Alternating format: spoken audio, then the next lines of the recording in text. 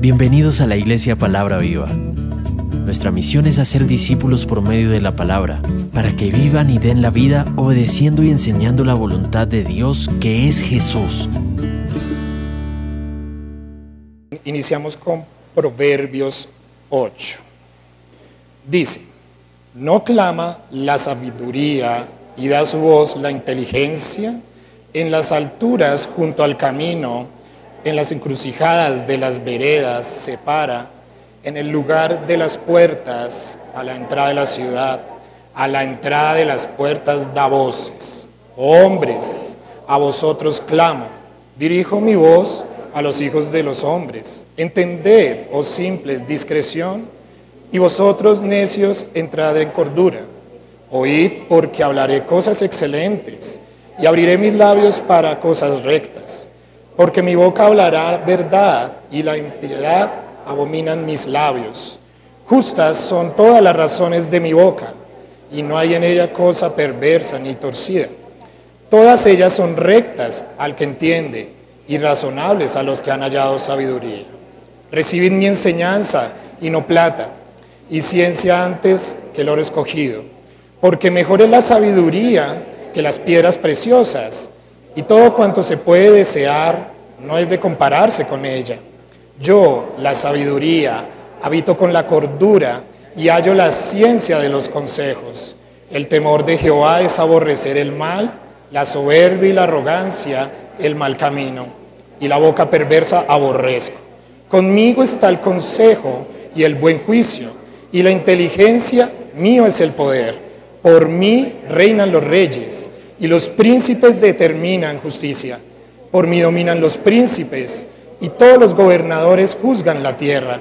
Yo amo a los que me aman, y me hallan los que temprano me buscan.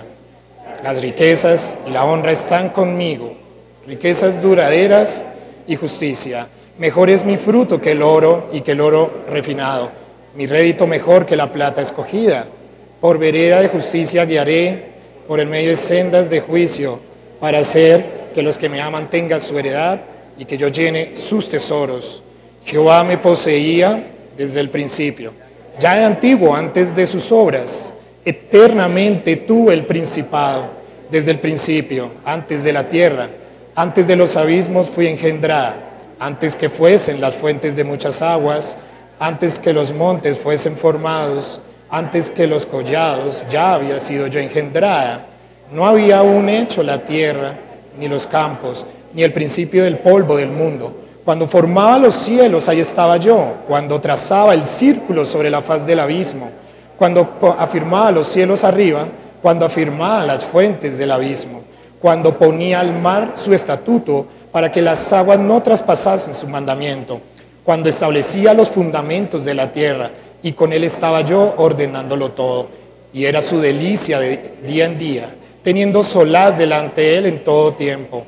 Me regocijo en la parte habitable de su tierra, y mis delicias son como los hijos de los hombres. Ahora pues, hijos, oídme, y bienaventurados los que guardan mis caminos. Atended el consejo y sed sabios, y no lo menospreciéis. Bienaventurado el hombre que me escucha, velando a mis puertas cada día, aguardando a los postes de mis puertas, porque el que me halle hallará la vida y alcanzará el favor de Jehová. Mas el que peca contra mí defraudará su alma.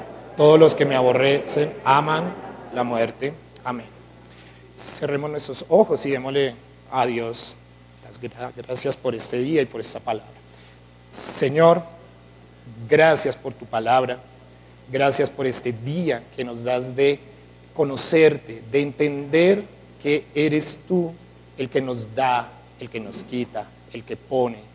Y que tú, Señor, a través de tu palabra nos enseñas que lo único que podemos nosotros hacer y tener en esa tierra eres tú, Señor. Enséñanos, aconséjanos, ayúdanos a seguir tu consejo. En el nombre de Jesús. Amén. Amén.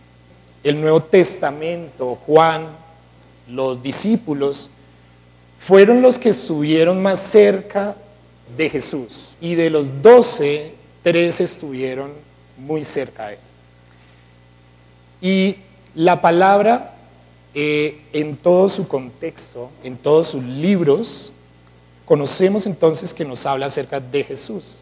Este capítulo me llama la atención porque no encuentro en la Biblia una descripción tan exacta del principio del universo, del principio de los cielos, del principio de nosotros.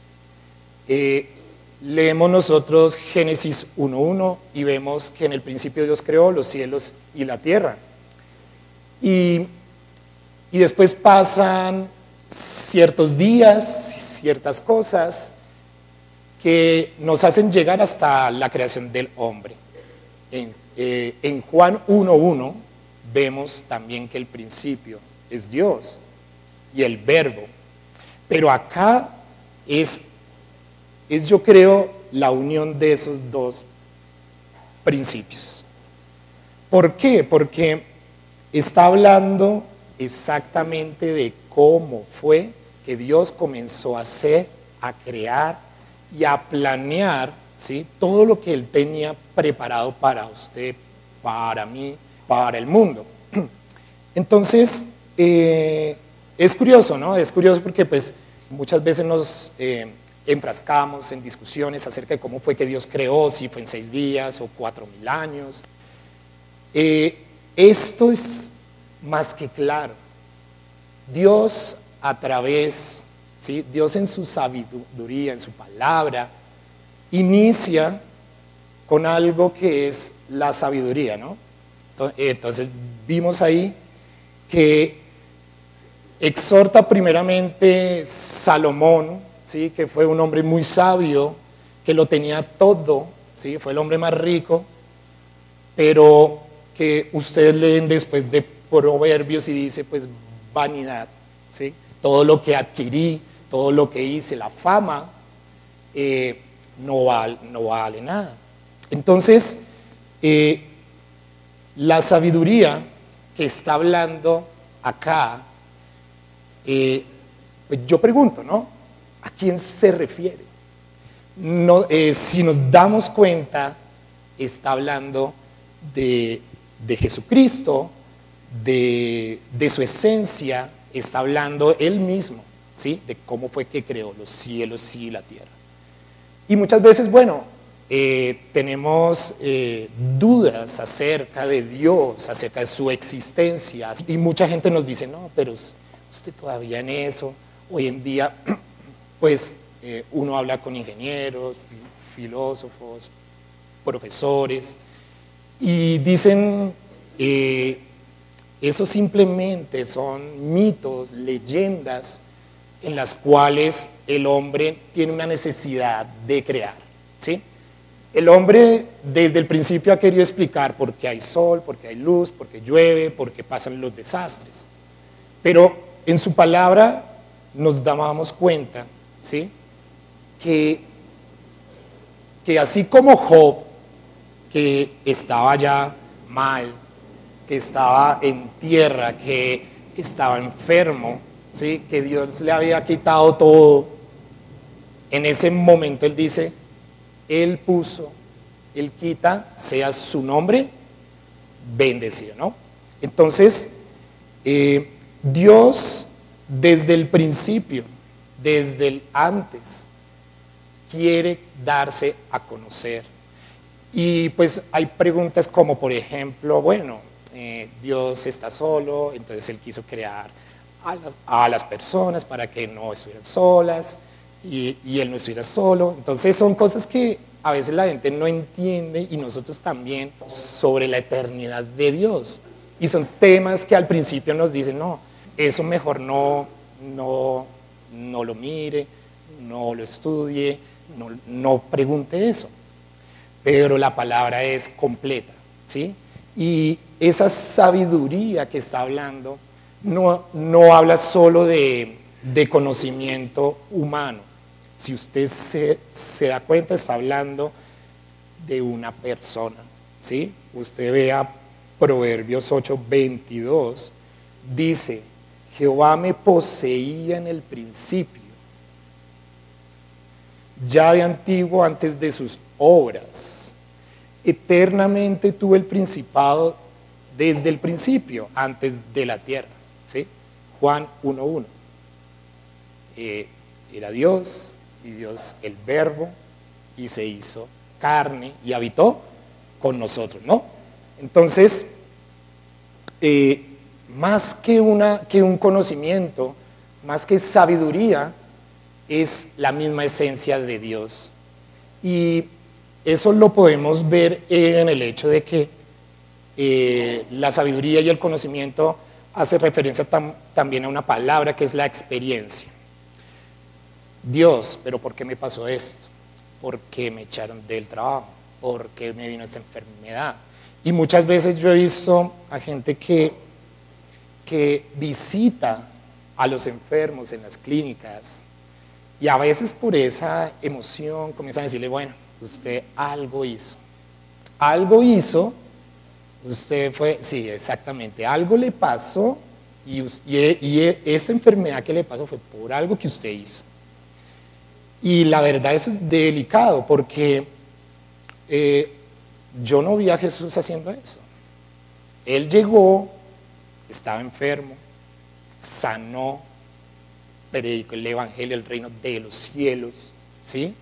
Pero por eso mucha gente entonces dice, no, pues tras de que estoy enfermo, estoy mal, estoy sin plata, estoy al borde de la muerte, llega este cristiano y me dice, si ve, usted pasó algo hizo. No. Entonces es porque Dios conoce lo que hay en nosotros, y Dios conoce lo que cada uno ha hecho, pero Él, mucha gente dice, bueno, Dios allá, Él está bien, no pasa por lo que yo pasé, pero es todo lo contrario. Nosotros no hemos pasado ni siquiera el 0.1% de lo que Jesús pasó aquí en la tierra. Nosotros no podemos decirle a Jesús, es que tú no me conoces, tú no sabes. Cuando Él sufrió de todas las maneras, y muchas veces pensamos que el sufrimiento más duro de Jesús fue la cruz, pues obviamente uno ve películas o se imagina cómo fue, y las películas se quedan cortas, ¿sí? Los romanos eran duros, eran terribles, pero yo creo que el Getsemaní fue el momento más duro de Jesús. ¿Por qué? Porque es el momento en que Él se da cuenta que tiene que ser separado de Dios, ¿sí? No porque Él haya hecho algo, sino porque Él tenía una misión y era necesario.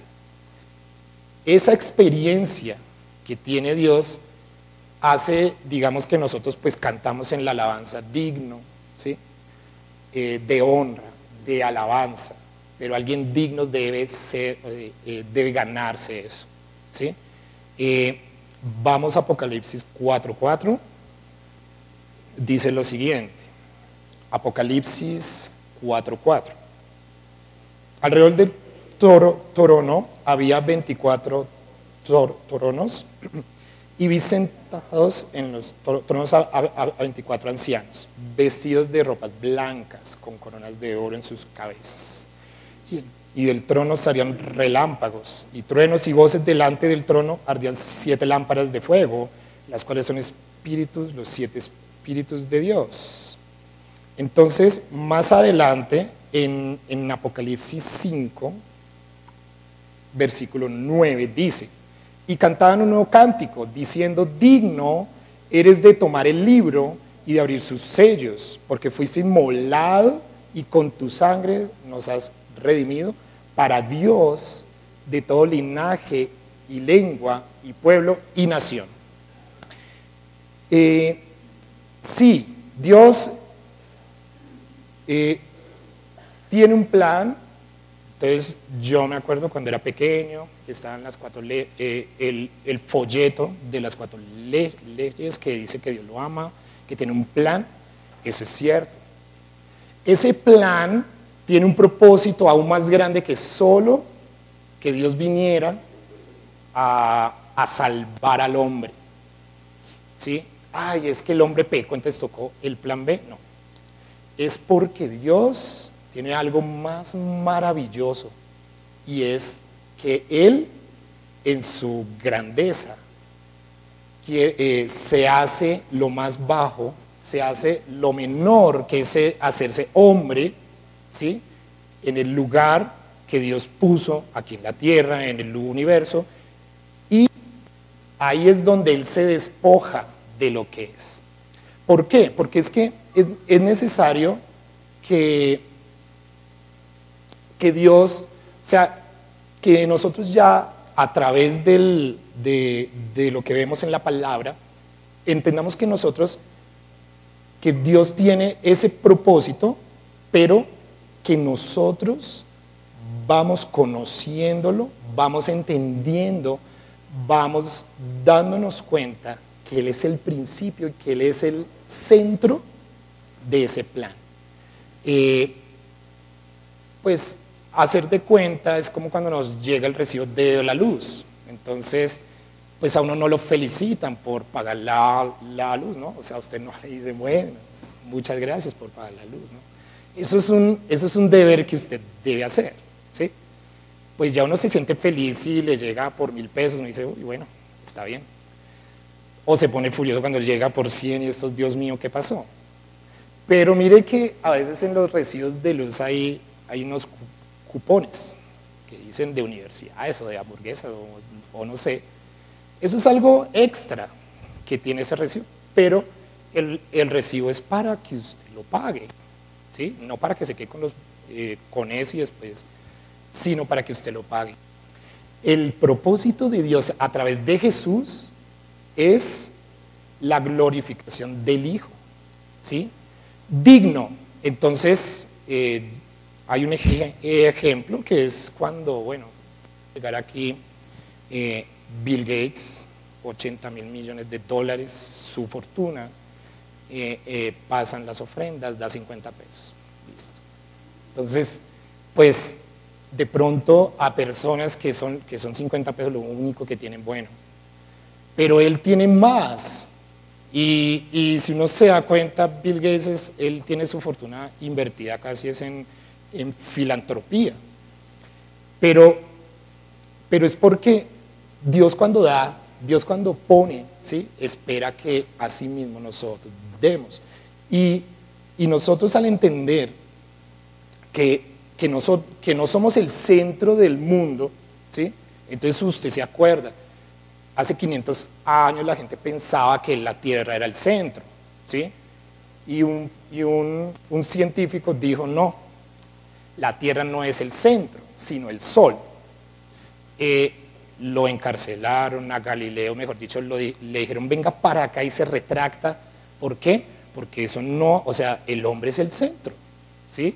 Fue terrible. Y lo mismo pasa en la iglesia, cuando se dice, volvamos a Jesús, que Jesús sea el centro, entonces la gente, no, un momento, ¿sí? Y también ahí reconocemos en ese capítulo de Proverbios, ¿sí? Que la sabiduría, ¿sí? No solo hace parte de ese conocimiento abstracto de Dios, sino es simplemente la vida misma, ¿sí? Hebreos 1:3. Entonces dice, el cual, siendo el resplandor de su gloria y la imagen misma de su sustancia, y quien sustenta todas las cosas con la palabra de su poder, habiendo efectuado la purificación de nuestros pecados por medio de sí mismo, se sentó a la diestra de la majestad de las alturas, ¿no? Cuando hicimos el seminario de pastores, pues surgió el tema acerca de esas dos palabras, la imagen y la sustancia de Dios. Dios tiene imagen, ¿sí? Porque en Jesús podemos conocerlo a Él.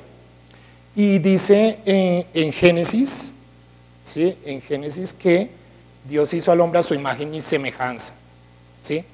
Esa palabra que usa la Biblia ahí es Selem, que significa estatua o imagen. Simplemente es una representación, ¿sí? Algo que podemos ver. Pero acá, en este versículo, cuando dice imagen, usa una palabra que se llama carácter o el carácter, ¿sí? Entonces, también tiene otra palabra que es el icono.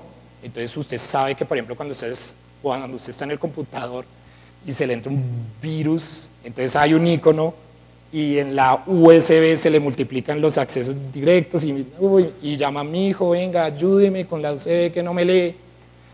Y le salen unas cositas que no son el programa, sino que es simplemente un acceso directo. Esa palabra carácter significa eso. El programa no es lo que usted ve en el computador, en el escritorio, ese no es el programa, ese es el acceso. El programa está en una carpeta, pero es básicamente una imagen, algo que hace que usted entre a eso. Y la palabra que sigue después es sustancia, ¿sí? Esa palabra sustancia significa en griego hypostasis, que mire que en la palabra se usa pocas veces, como 3, y la encontramos en Hebreos 11. Dice, es pues la fe, la certeza de lo que se espera y la convicción de lo que no se ve. La palabra sustancia y la palabra certeza es la misma. Eso quiere decir que Jesús es la imagen, pero que es la certeza de Dios mismo. Esa palabra certeza también se encuentra cuando están hablando de la seguridad, de la verdad, de lo que es cierto. En el Antiguo Testamento es cuando hablan del cimiento del trono del rey, ¿sí? Eso era muy importante porque era donde colocaban la silla del rey y tenía que ser algo muy fuerte, en piedra, ¿sí? Entonces es una base. Mire, hoy en día todo lo que se levanta argumentos y todo lo que se levanta en contra de Dios, en contra de la existencia de Dios y todo eso, y que ha vuelto otra vez esa moda, ¿sí? de otra vez hablar de Dios, pero ya en el ámbito académico, lo primero que le comienzan a decir a uno es, pues Dios no lo ha visto usted. ¿Cómo puede saber que Él existe? Claro, nosotros se nos enseña, no, pero Dios cambió mi vida, mejor dicho, yo ya soy un hombre nuevo, yo sentí, claro, porque es algo que uno solo experimenta, ¿sí? Es una certeza, es una fe que usted experimenta. Por ejemplo, en el caso de Noé, a Noé se le dio ¿qué orden? Vaya y dígale a la gente, pues vaya y predique, vaya lleve, porque Noé hizo eso, pero imagínense la predica tan difícil de Noé, difícil, porque él era, mire, resulta que va a venir un diluvio, ¿sí? Resulta que ustedes se van a morir y yo me voy a salvar, y mis 8 hijos, bueno, mis hijos y sus esposas. Entonces imagínense esa predica, no, pues bien por usted, ¿listo? No. Génesis 5, versículo 28, dice, vivió Lamec 180 años y engendró un hijo, y llamó su nombre Noé, diciendo, este nos aliviará de nuestras obras y el trabajo de nuestras manos a causa de la tierra que Jehová maldijo. Y vivió Lamec que engendró a Noé 590 años y engendró hijos e hijas. Y fueron todos los días de Lamec 777 años y murió. Mire que Lamec vivió menos que Adán, menos que Set, menos que Cainán, menos que todos. ¿Por qué? Porque, pues en mi opinión, no sé, yo creo que ya había venido el diluvio y se lo llevó a él, ¿sí? Imagínese eso. Lamec sabe que su hijo tiene una misión, pero él no puede entrar en el arca. Lamec sabe que que él tiene que morir ahogado, que él no puede entrar con sus otros hermanos ni siquiera al arca, porque el mandato de Dios eran 8. Pero entonces yo veo a Lamec y él dice, está bien, yo acepto el mensaje que Dios le dio a mi hijo y que yo aceptaré, me quedaré en mi casa esperando a que se inunde, porque sé que hay una fe más allá, porque sé que hay algo más grande que esta tierra, ¿sí? Entonces es difícil, muy difícil, porque pues imagínense, yo creería que es igual, y dice que los días de hoy son como los días de Noé, ¿sí? Donde el que quiera tener su padre, su madre, hermanos y hermanas, déjelo todo para seguir a Cristo. Y esa dificultad que tenía él, ¿sí? Es porque la gente se apegaba mucho a las cosas de esa tierra. Y vino el diluvio y se llevó a todos, excepto 8 que habían en el arca.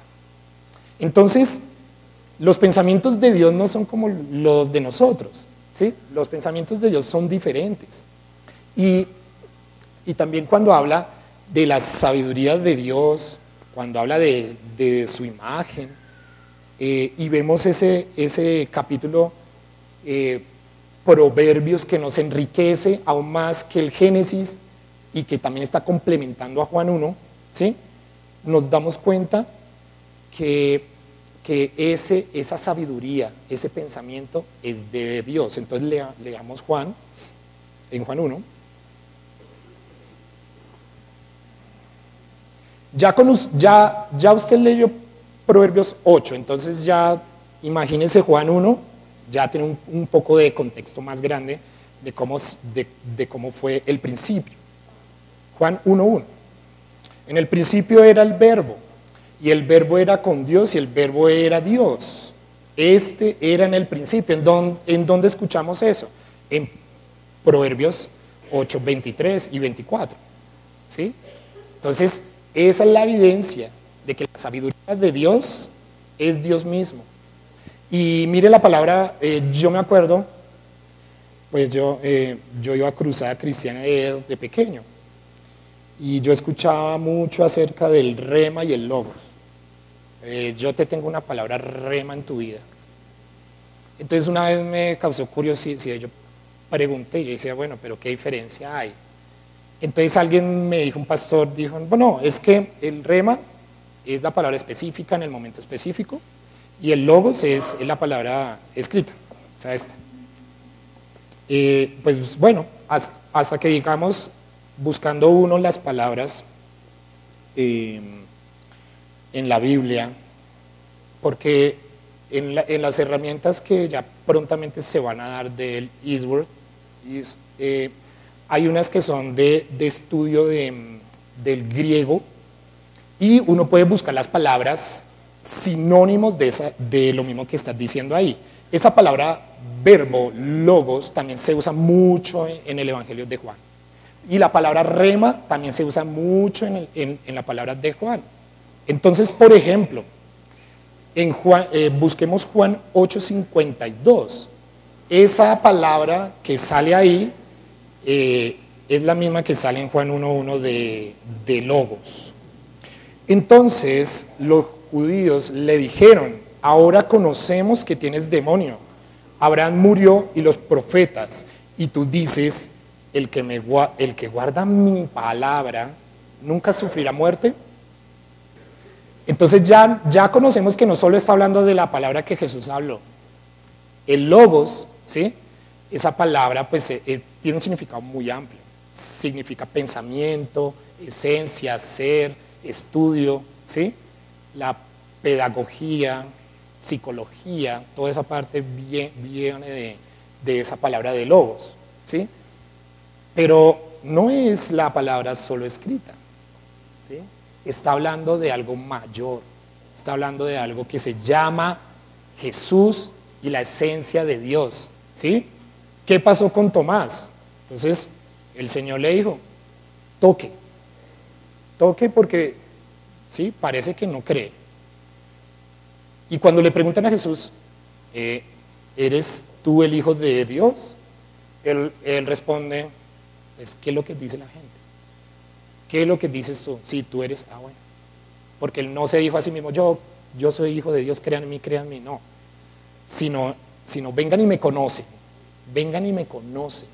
¿sí? El que ve a Jesús ha visto al Padre, el que ve al Hijo ha visto a Dios mismo, ¿sí? Hemos aprendido mucho acá acerca de eso cuando Dios se le aparece a Moisés y nosotros, yo me acuerdo muchas veces en enseñanzas de alabanza y había una materia que se llamaba alabanza, ser un adorador como David, ¿sí? Entonces era la Davidología y era con pandero y bueno, ya saben cómo es, ¿no? Entonces, sí fue curioso porque pues David fue un adorador increíble, o sea, él se quitó la ropa y cuando llegaban a la ciudad él bailaba desnudo y la mujer le decía, pues ¿usted qué le pasa? Usted es el rey, ¿no? Me haré más vil por causas de Jehová. Entonces hacíamos los coros, cantábamos así y esa manera, esa pasión de David, ¿sí? Esa manera en que él compuso esos salmos, ¿sí? Esa manera en que él día y noche adoraba al Señor, ¿sí? Y pues fue en una época muy inspirador para la música y para la alabanza en las iglesias. Pero hemos visto que nosotros, teniendo ahora el Espíritu Santo, nuestra adoración es 200, 300, 400% más efectiva que la que tenía él. De hecho dice que el más pequeño de los reinos de los cielos, haciendo alusión a Juan el Bautista, pues que nosotros, ¿sí?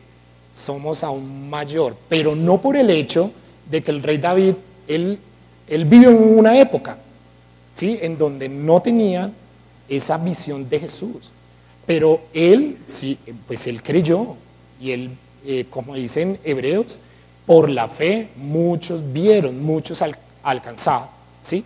Pero es como, ahora sí, ha llegado, digamos, una persona que quiere, un familiar, que ahorita por Skype uno se ve con ellos, habla con ellos, pero no es lo mismo que tenerlos cerca, ¿sí? Entonces, la sabiduría de Dios, el logos, no es solo la palabra, es Dios mismo, ¿sí? Otra referencia está en Juan 14, 23. La misma palabra logos está ahí. Respondió Jesús y le dijo, el que me ama, mi palabra guardará, y mi Padre le amará, y vendremos a él, y haremos morada con él. El que no me ama, no guarda mis palabras, y la palabra que habéis oído no es mía, sino del Padre que me envió. Entonces es eso, ahí está, es el verbo. Entonces no nos compliquemos mucho entendiendo que es el verbo, que todo eso, sino la palabra es la misma esencia de Dios, la certeza. Pero usted ¿cómo sabe que Dios existe? Sencillo, por Jesús. ¿Sí? Hablemos de Jesús. Entonces no, ahí es cuando, no, pero sí ve. Entonces yo me acuerdo, en una época se hacían congresos de alabanza, ¿sí? Pues eran bonitos porque se unía toda la iglesia en Bogotá, se alquilaba el campín y venían a adorar y eran tiempos chéveres. Pero con el tiempo se fueron como dividiendo las iglesias, ¿sí? Y cada quien comenzó a fundar una ideología, un status quo en las iglesias, ¿sí? Diferentes a las otras. ¿Por qué? Porque pues había muchas discusiones, si la salvación, la predestinación son cosas que a veces a la gente comenzó a dividirla. Pero cuando entendemos esto, ¿sí? Que la palabra no es simplemente esta palabra escrita, ¿sí? Sino es esa comunión, es ese conocerse con Jesús, de conocer a Dios, de saber que tenemos acceso a Él, ¿sí? Entonces, por ejemplo, Juan 17:17, ¿sí? Entonces dice, santifícalos en tu verdad, tu palabra es verdad. Y mire que la palabra ahora rema, ¿sí? Ya hemos visto que el logos está hablando también de la palabra que recibió Jesús, de la palabra que él predicó, pero también está hablando de quién es Jesús. Pero la palabra rema no solo hace referencia pues a esa palabra específica, es que preciso. Y el versículo de hoy, abrimos, este es muy bien, muy bien. Entonces, no, sino que está hablando de algo más maravilloso. Vayamos a Juan 6:63. El Espíritu es el que da vida. La carne para nada aprovecha. Las palabras que os he hablado son espíritu y son vida, ¿no? Entonces, esa es la palabra rema. Entonces, saque usted la conclusión. Es la vida misma que Jesús da. Muchas veces, pues, no sabe uno cómo Dios obra y hace las cosas en nuestras vidas, cosas que no explicamos, ¿sí? Situaciones en las cuales pues se nos quitó algo, perdimos a alguien, y nos damos cuenta que a veces uno dice, pero Dios, ¿por qué? ¿Sí? Tanto que uno entregó, hizo, mejor dicho, no. Y después se da uno cuenta que Jesús nunca lo ha desamparado a uno, si uno está con Él, ¿sí?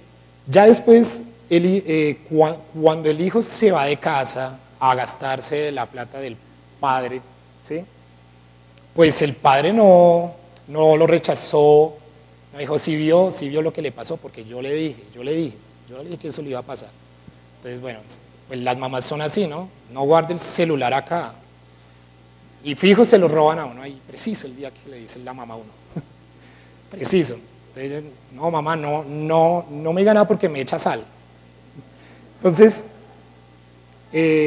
pero Jesús no hace eso así. Él recibió, a pesar de todo, a pesar de lo que somos, a pesar de todo, llega el hijo después de todo lo que pasó y dice, pues así sea con los marranos, póngame a comer.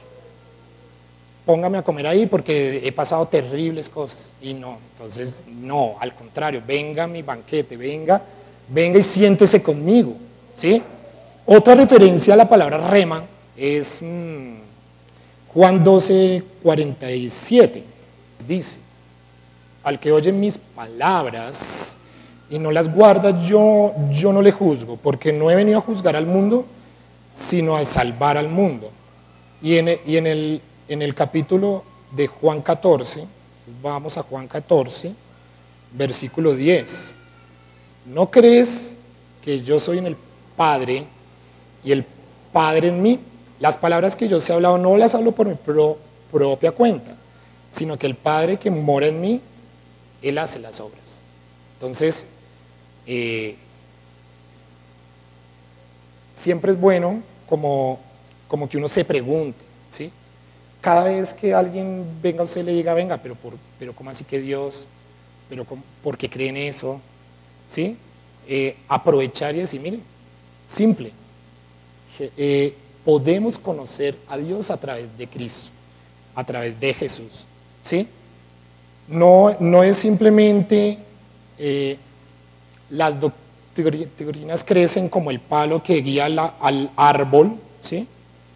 Pero si nos damos cuenta, cuando hay buen suelo, cuando hay buen agua, el árbol crece por sí solo, con buenas bases, ¿sí? Cuando nos damos cuenta, por ejemplo, que en Proverbios la sabiduría no está hablando como si fuera un conocimiento, sino como una persona. ¿Sí? Y volvamos otra vez a Proverbios 8. Con él estaba yo ordenándolo todo, y era su delicia de día en día, teniendo solaz delante de él en todo tiempo. ¿De quién está hablando? ¿Sí ve? Esa palabra solaz, esa palabra es como regocijo impresionante. O sea, usted imagínese, se ganó el baloto, 70.000 millones de pesos.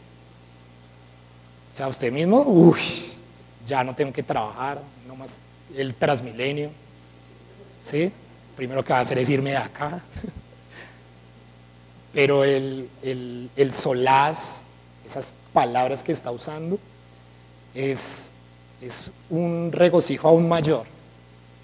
Porque, por ejemplo, entonces listo, se dan cuenta que usted se ganó el baloto. Y bueno, Dios no quiera, ¿sí? Entonces le secuestran un hijo, o el billete o su hijo. No, pues el hijo. Y son cosas que uno teniendo, o sea, sabiendo que esas de esta tierra, lo que ofrece la tierra, lo que ofrece el mundo, lo que ofrece la sociedad, es simplemente ese oro de las calles del cielo, porque dice que las calles son de oro, ¿no? Eso significa pues que es lo más bajo. ¿Sí? Hay cosas mayores. Sabiendo nosotros que a medida que conocemos a Dios, no teológicamente, porque la teología simplemente es eso, son herramientas que le ayudan a usted a entender muchas cosas, pero no es la esencia en sí misma, y no nos vamos a poner a pelear por teologías acá, sino es Jesucristo, ¿sí? Sino es tener eso en común, ¿sí? Utilizar las herramientas para lo que es, no para formar una creencia y una cosa, porque es que yo entendí aquí en la Biblia, pues que no se debe usar la falda, o la falda así, o los vestidos así, ¿sí? Son cosas pequeñas. Y la verdad nos volvemos, pero es que sí haya en esa iglesia, en tal otra, no sé qué, pero es Jesús la piedra en que uno está, o la piedra que lo mueve a uno, ¿sí? Que lo arrastra, que le pega, que uno, es Jesús el que me ayuda, la sabiduría, ¿sí? Está hablando precisamente de la persona de Dios. Y mire el versículo 31, me regocijo en la parte habitable de su tierra, y mis delicias son con los hijos de los hombres. Mire, Dios no lo creó para hacerse compañía.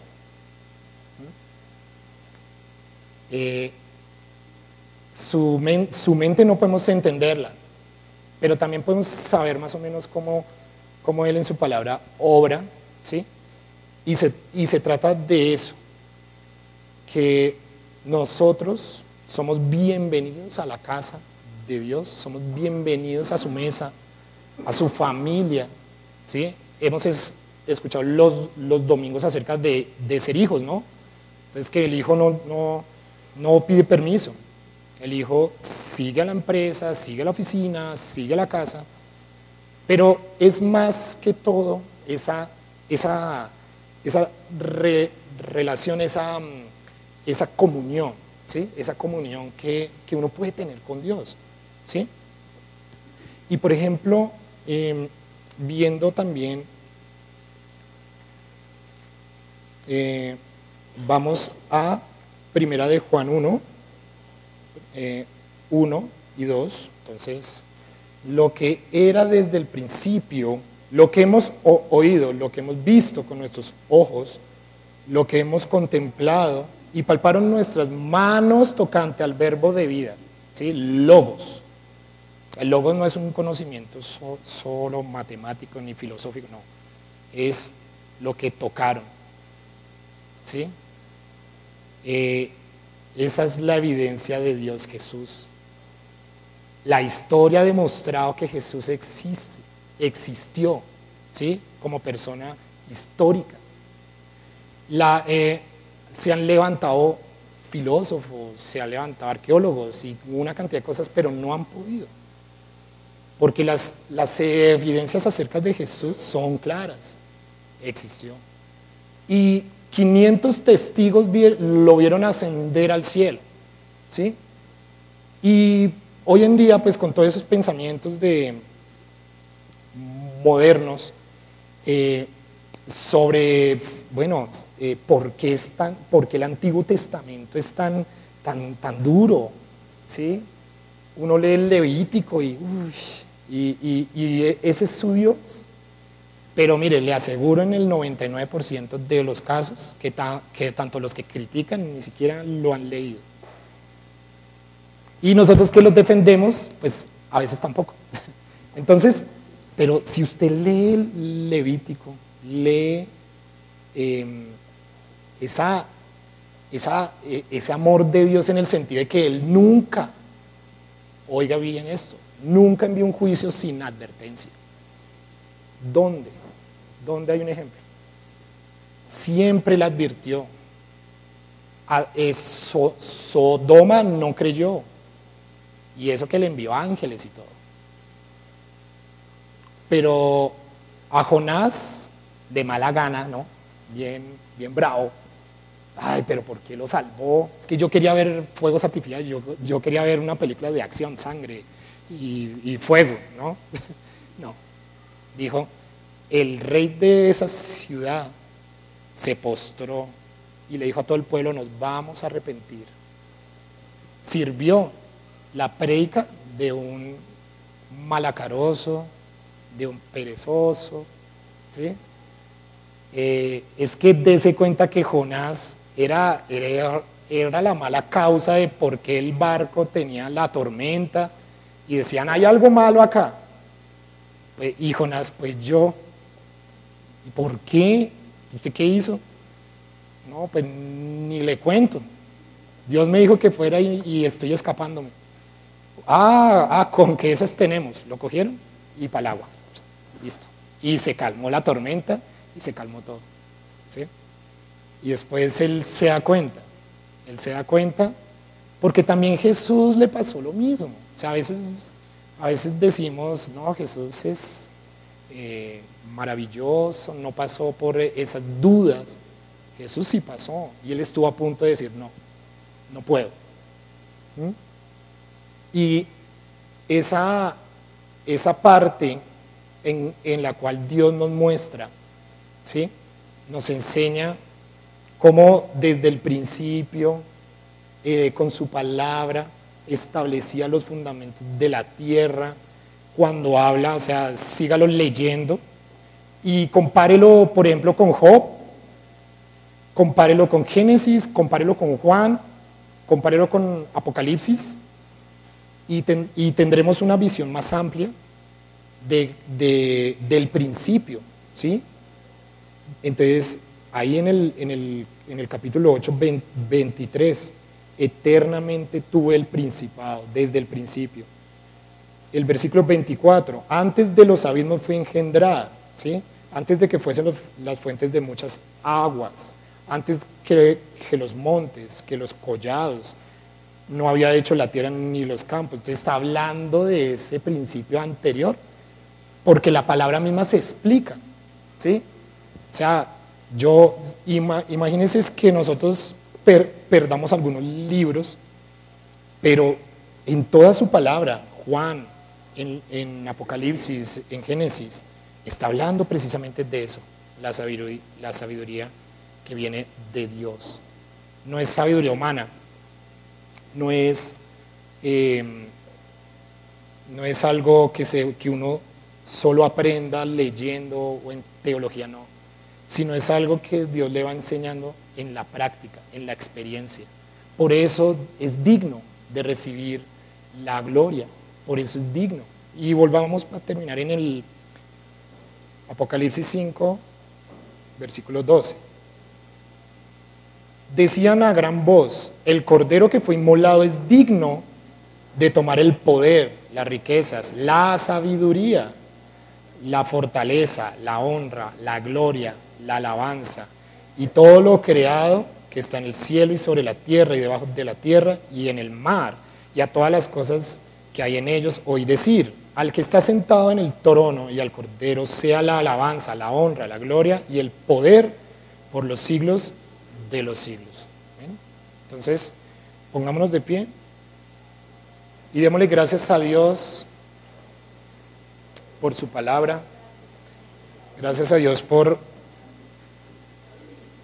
no es solo conocimiento, sino es esa relación y entender que el propósito que Dios tiene para su vida está en Jesús. ¿Sí? Sí, y siempre que le venga ese pensamiento, ¿por qué estoy acá? ¿Por qué me pasa esto? Jesús. Y llegaremos ese día diciéndole a Él, al que está sentado en el trono, sea la alabanza, ¿no? Entonces cerramos nuestros ojos y digámosle, Señor, gracias por este día, por tu palabra. Gracias porque tú has sido maravilloso. Nos has dado a conocer tu palabra. Nos has dado a conocer que no es por nosotros, que no es por nuestras fuerzas, sino es por tu voluntad. Antes de todas las cosas, antes de nuestros problemas, antes de nuestras angustias, ya eras y eres por los siglos. Y que estando en ese lugar eterno, te plació descender a esta tierra para darte a conocer, para tener testigos que muestren que tú eres Dios, que tú eres grande, digno, porque tú estás sobre todas las cosas, Señor. Te damos gracias.